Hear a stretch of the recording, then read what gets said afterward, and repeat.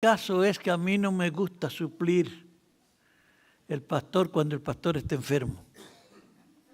Cuando está paseando, cuando está de vacaciones, cuando está en algún negocio, cualquier otra cosa, para mí es un gozo. Pero si está enfermo, no me gusta. Pero lo voy a hacer porque, pues, la iglesia tiene que ser alimentada.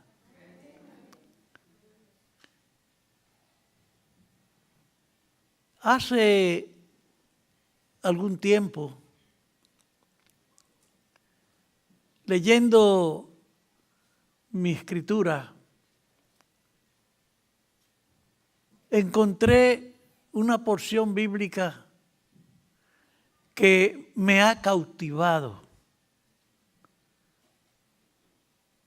Y llevo meses leyéndola y leyéndola.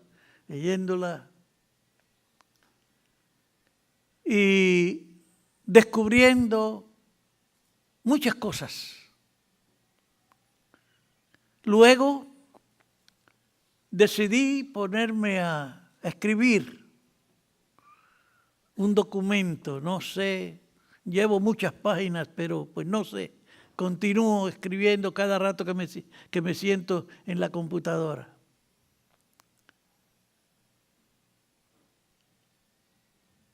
Y le he titulado "Y me llamaron cristiano". Por la sencilla razón de que en lo personal yo he sido víctima de algunas situaciones difíciles. Una vez veníamos Ada y yo en el carro, los dos llorando, pero llorando amargamente, casi se me nublaban los ojos en el tránsito, pero no podíamos aguantar los dos a ver las cosas y la situación, cómo la iglesia funcionaba. El Señor Jesús tuvo la idea de formar la iglesia de Jesucristo. Es más, Él la llama mi iglesia.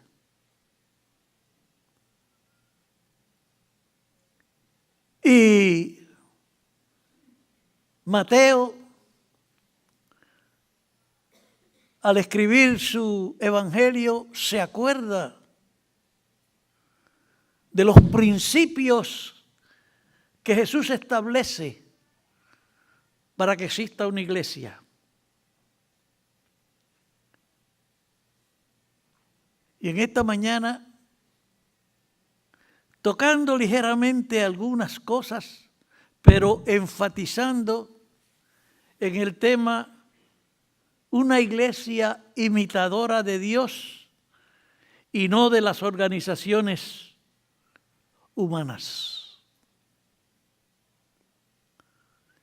Para eso está el Sermón del Monte.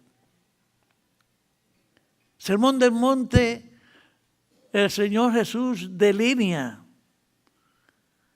desde el principio hasta el fin de lo que es su iglesia y de lo que Él quiere que su iglesia sea. Por eso comienza con las bienaventuranzas en el capítulo 5 de Mateo. Y las bienaventuranzas vienen a ser la prescripción de los detalles en la cual la iglesia de Jesucristo habrá de formarse. Y comienza con la conversión del creyente. Las bienaventuranzas 1, 2 y 3. Luego el milagro de la conversión con la bienaventuranza número 4. Las bienaventuranzas 5, 6 y 7, entonces hablan acerca de esa relación que se forma al crear una relación con Dios. Y luego, en la relación sacrificial, el Señor nos expone el peligro de poder encontrarnos con enemigos tan fuertes que realmente nos hagan el martirio. Luego, continúa el Señor diciendo, ya son iglesia, ya se formaron. Ahora quiero dos responsabilidades importantes para esa iglesia. Y le dice a la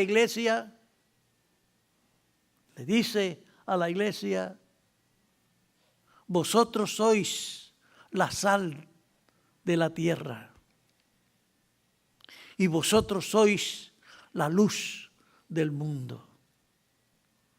Recordándole a la iglesia que tiene dos responsabilidades. La responsabilidad social, representada por la sal, y la responsabilidad espiritual, por la luz.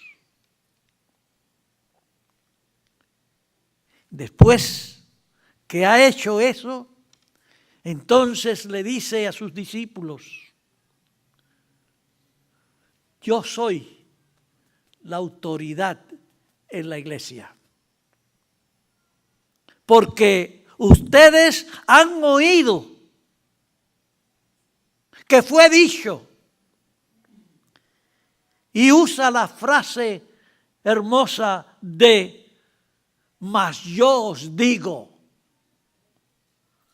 Con razón después Mateo hace una observación y dice que la gente decía, este nos habla como que tiene autoridad.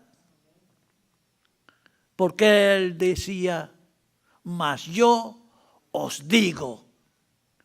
Y de esa forma establece ciertas pautas a seguir, considerando y ordenando que la iglesia se deje llevar por la palabra de Dios y no por las cosas y por las costumbres que pueden rodear a la iglesia.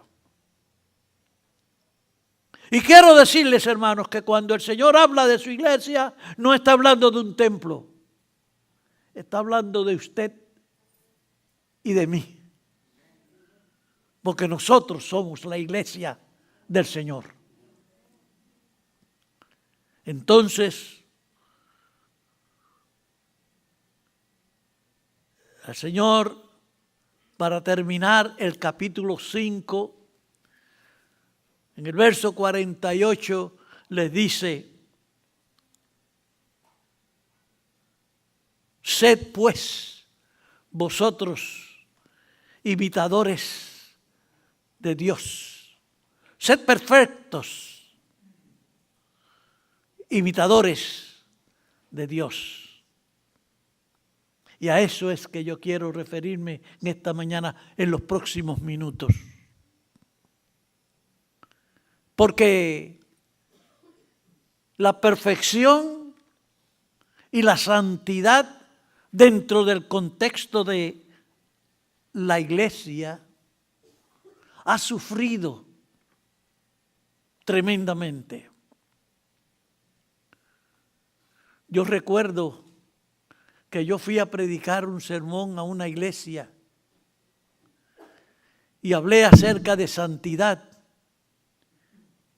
Y yo no sabía que el escuadrón 48 me estaba esperando afuera.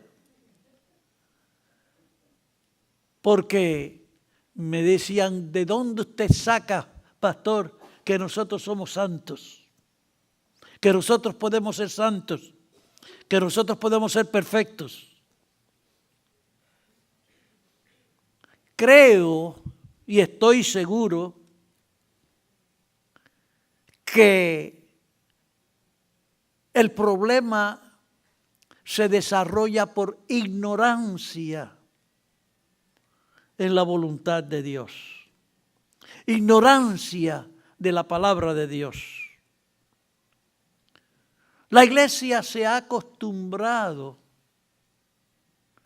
en las últimas décadas de extender la membresía y extender el bautismo a personas que no conocen todavía lo que es el Evangelio de Jesucristo. Y esto lo que hace es que da oportunidad a formar conceptos e ideas, aún ideas peligrosas, que al fin y al cabo pueden producir problemas. Yo fui a una iglesia, me inauguraron a esta hora por la mañana, y como yo vivía acá en Los Ángeles, pues como era lejos, pues decidí quedarnos.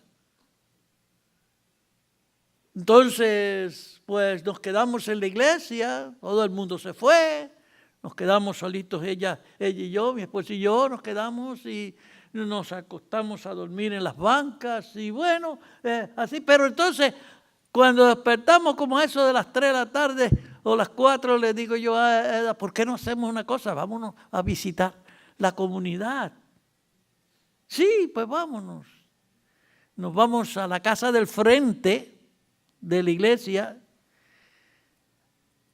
y estaban allí unas gentes en el balcón hablando, platicando, y le digo que estaban invitados para ir a la iglesia y me dice uno, mire señor, muchas gracias por la invitación, pero yo ahí yo no entro para nada. Yo le digo, pero ¿y por qué? Esa iglesia es un peligro, esa iglesia ahí cada rato viene la policía a poner la paz ahí entre esa gente, porque esa gente no se pueden ver unos a los otros. Ahí me había metido yo. ¿Por qué sucede esto? ¿Por qué sucede esto? ¿Cuál es la razón? Si la iglesia, el Señor dice, sed vosotros perfectos, como vuestro Padre es perfecto en los cielos.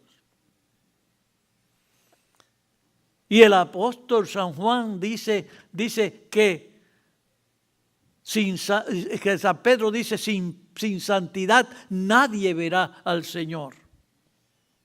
Y el Señor Jesús dice, si no somos como niños, no podemos entrar al reino de los cielos. Entonces, ¿es esto una contradicción? ¿Es esto un problema? Vamos a ver lo que pasa. El tema de la perfección tenemos que tomarlo adecuadamente, no solo en su valor didáctico y espiritual, sino que también el del social, ya que tal nos parece que logra crear preguntas que aunque parecen no tener respuestas, más bien son producto de una mala interpretación.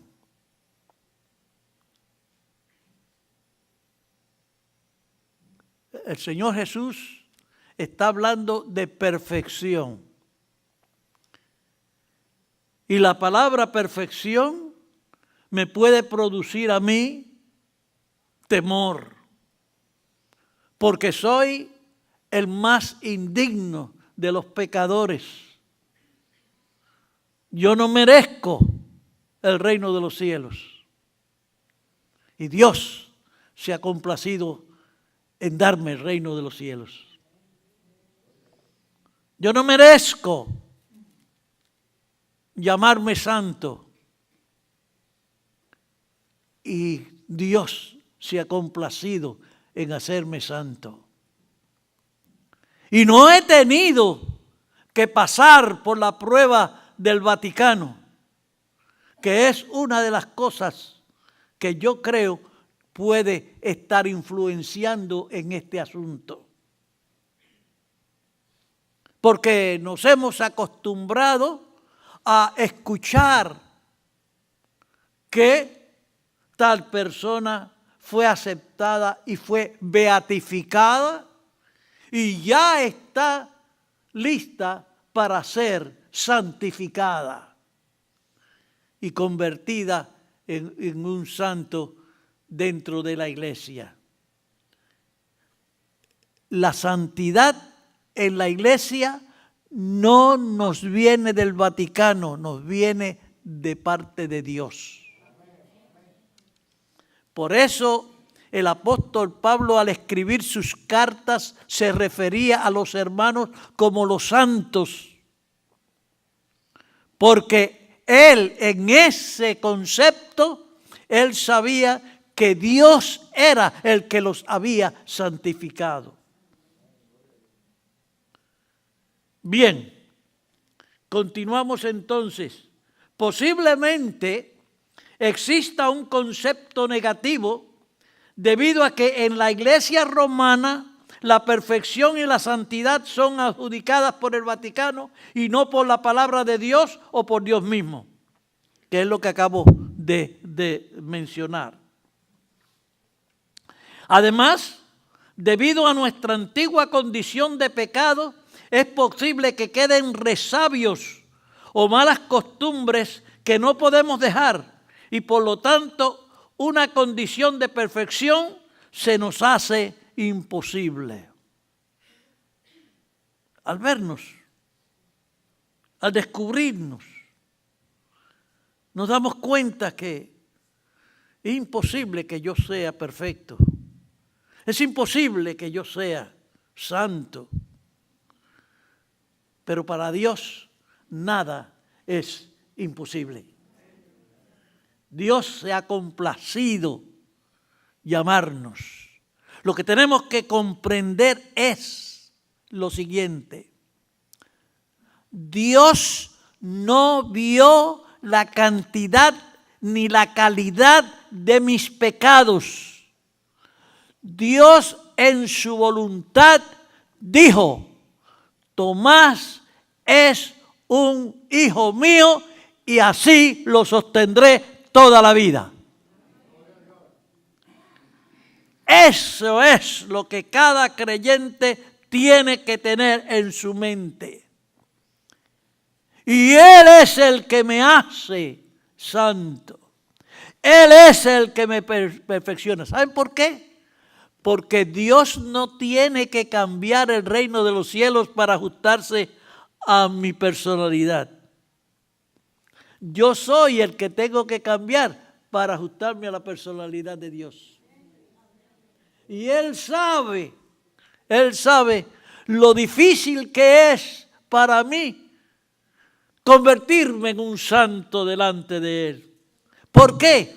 Porque la santidad y la perfección de Dios, esa es completa. No recuerdo la palabra cómo es. Pero la mía viene a ser imperfecta. Así es que ese es uno de los conceptos que tenemos que tener claros en nuestra mente para que aceptemos que Dios está obrando en nuestra vida para la santificación nuestra, debido a que vamos a estar en el reino de los cielos y el reino de los cielos es santo y perfecto y no lo va a cambiar Dios para ajustarlo a mi forma y a mi personalidad como yo soy. También existe la posibilidad de que nuestra santidad y perfección sea tendencia de nosotros mismos y que nos encontremos inutilizados para poder cumplirlas. Quizás esta sea la razón por la cual San Pablo se expresa como lo hace aquí en el verso en Filipenses 3:12, que él dice, no creo que yo lo haya alcanzado. Pablo, el gran maestro, el gran escritor, el gran evangelista, el hombre que escribe más de la mitad del Nuevo Testamento, no se encuentra en la santidad como él menciona a sus hermanos, especialmente a los corintios que estaban peleándose unos con otros. Él le dice a los corintios santos y después le dice que están equivocados creyendo que ellos son de Pablo o son de Apolos o son de este o son del otro, porque no hay división en la iglesia. La iglesia tiene que seguir adelante. Hay hermanos que realmente creen que la división en la iglesia es saludable para el crecimiento de la iglesia. Yo no creo eso así. Yo lo siento mucho, pero yo no puedo aceptar que para que la iglesia crezca hay que dividirla. Sí, la iglesia se puede dividir a sí misma. Ella puede decir, ok, tenemos 300 miembros, 50 váyanse a otro lado y comiencen una nueva iglesia. Eso sí lo puede hacer la iglesia, pero que yo vaya y la divida para yo traerme de los 300, 150, no, eso no es crecimiento, eso es división y eso lo condena la palabra de Dios. Por lo que creo es que fallamos en entender lo siguiente. Primero, implica sencillamente la consagración al Señor. Cuando habla acerca de santidad y perfección, está hablando de la entrega total a Dios.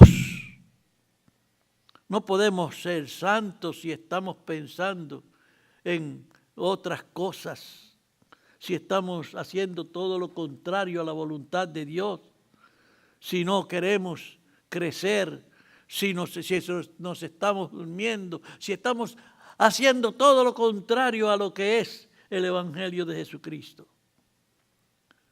Somos santos cuando realmente se une la iglesia con un propósito y la iglesia con el pastorado y el diaconado y todos los líderes, la iglesia toda funciona al unísono. Por eso es que el salmista dice, mira cuán bueno y cuán delicioso es habitar los hermanos juntos en armonía. Es como el buen óleo sobre la cabeza de Aarón, sobre la barba de Aarón, y baja hasta el borde de sus vestiduras, como el rocío que viene de Hermón, del monte Hermón. Bien, segunda cosa. Para ello, el principio de la imitación es ya que la perfección de Dios es sin lugar a dudas absoluta. Acordémonos de eso, hermano. Cuando hablamos de la perfección, es perfección absoluta, pero la de Dios. Nosotros no podemos tener esa perfección absoluta porque esa pertenece solamente a Dios. De seguro tenemos que realizar que esa perfección es imposible de alcanzar mientras se vive dentro de la condición pecaminosa que el mundo practica. Y eso es una realidad. Tenemos un mundo tan perdido que se nos hace prácticamente imposible. Solamente Pregúnteselo a cualquier chofer. Nos montamos en un auto, contentos y alegres, y en la próxima esquina ya se nos puede ir la alegría, porque vino alguien y nos hizo algo, se nos cruzó al frente, fue bien despacio y no nos dejaba pasar. Bueno, muchísimas cosas que nos suceden. El mundo está perdido, el mundo está de una forma horrible. Es más, esto se lo voy a decir en secreto, pero no se lo digan a nadie. Pero yo creo que nosotros solamente tenemos alrededor de unos 40 meses más aquí en la tierra.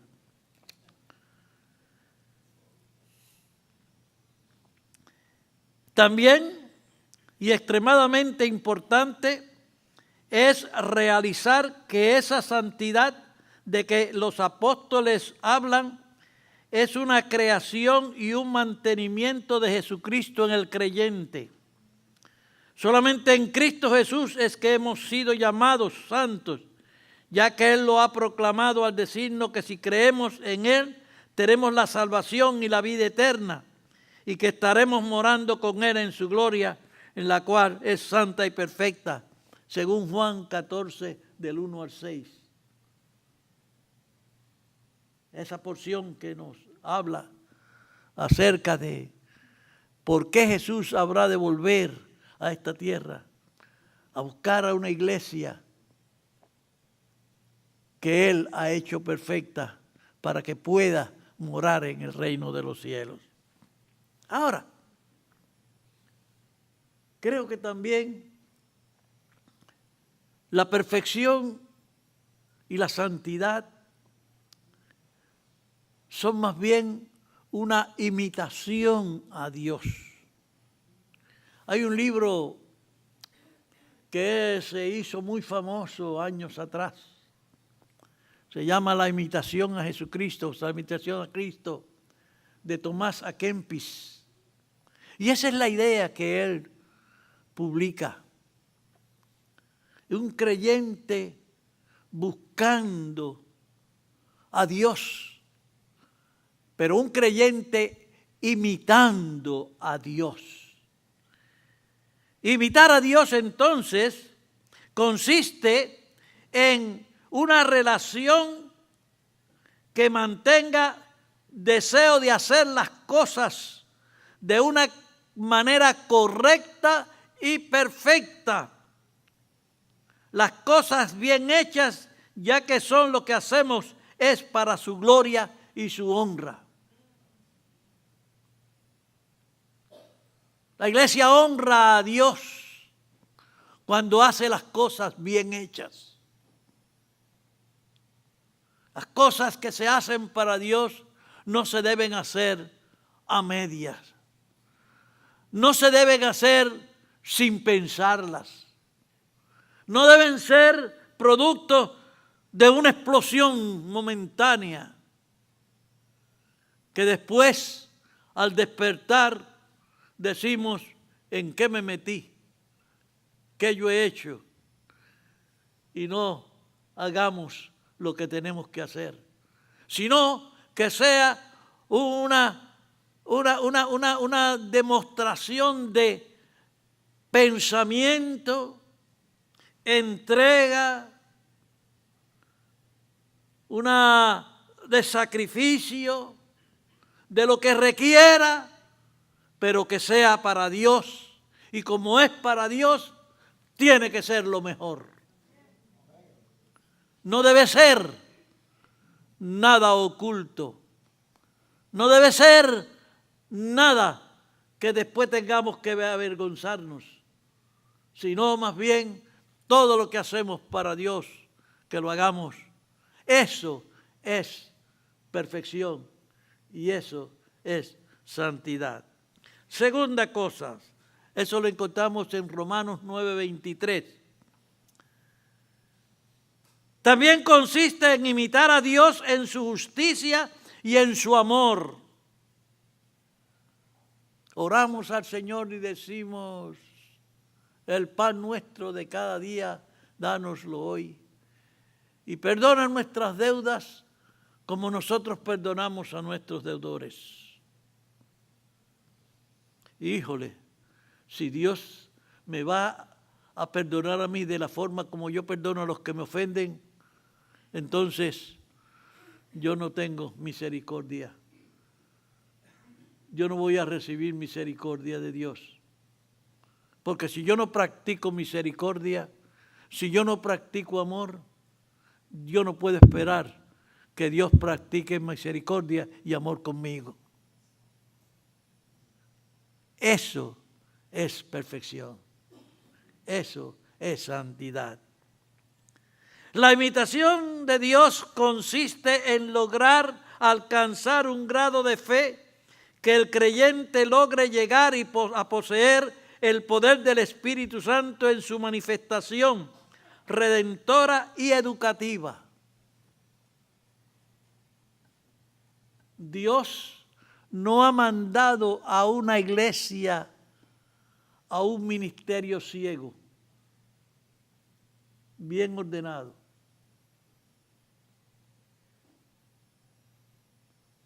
En el Evangelio de San Marcos, capítulo 16, el Señor dice, id por todo el mundo y predicar el Evangelio. Y estas señales seguirán a los que creyeren. En mi nombre echarán fuera demonios. Hablarán nuevas lenguas. Quitarán serpientes y no les dañarán. Obras milagrosas. La iglesia, cada siervo del Señor debe estar revestido del poder del Espíritu Santo.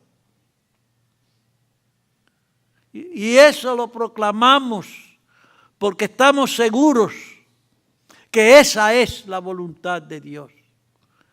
Por eso es que el Señor Jesús le dice, y recibiréis poder del Espíritu Santo y mereceréis testigos en Jerusalén, en Samaria, en Galilea y hasta en los confines de la tierra. Porque lo que quiere el Señor es una iglesia llena de poder, llena de virtud. ¿Saben que hay veces que yo me siento avergonzado? Créanmelo. Créanmelo. Me siento avergonzado porque no funciono con ese poder y esa magnitud de virtud que el Espíritu Santo podría poner en mi corazón. Recuerdo una vez, esto hace muchos años, allá no cuando estaba con Abraham, pero un poquito después.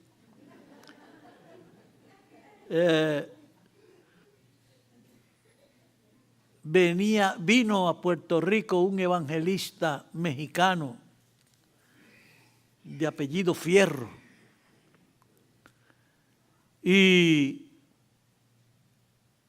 pues el evangelista oraba por los enfermos y se sanaban. Y bueno, el periódico hizo mucha propaganda, los periódicos porque pues cuando llegó, consiguió ese medio de propaganda. Entonces, pues fue invitado a mi iglesia. Y mi iglesia era una iglesia como 3 veces más larga que esta. Eran 700, 800 miembros. Y entonces, pues, el pastor me nombró a mí el encargado del culto de la noche. Y entonces, pues, pues a las 3 de la tarde, el culto empezaba a las 7 y a las 3 de la tarde me voy para la iglesia y encuentro que la iglesia no se podía entrar a la iglesia, llena. El driveway estaba todo lleno de camas y camillas y cosas con enfermos.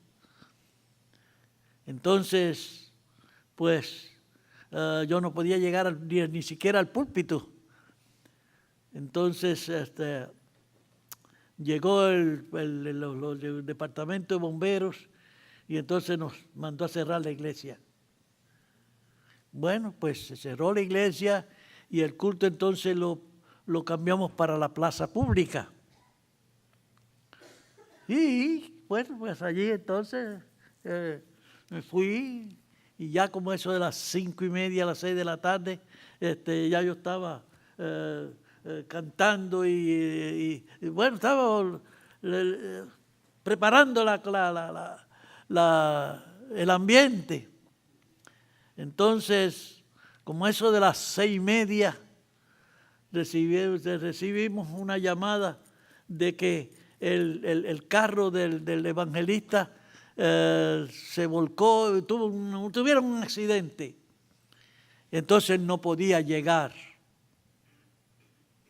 Y bueno, pues, ni modo, está bien. Entonces, pues, me tocó entonces cerrar el culto y cierro el culto y bajo de la tarima.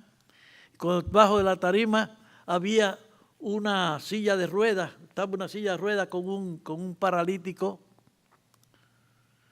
y la persona, no recuerdo si era una mujer o un hombre, pero la persona que estaba con el enfermo me dice, pastor, ¿por qué usted no ora por mi pariente? Ore, que yo estoy seguro que no se necesita el evangelista. Usted puede hacer Dios puede hacer la obra a través de usted.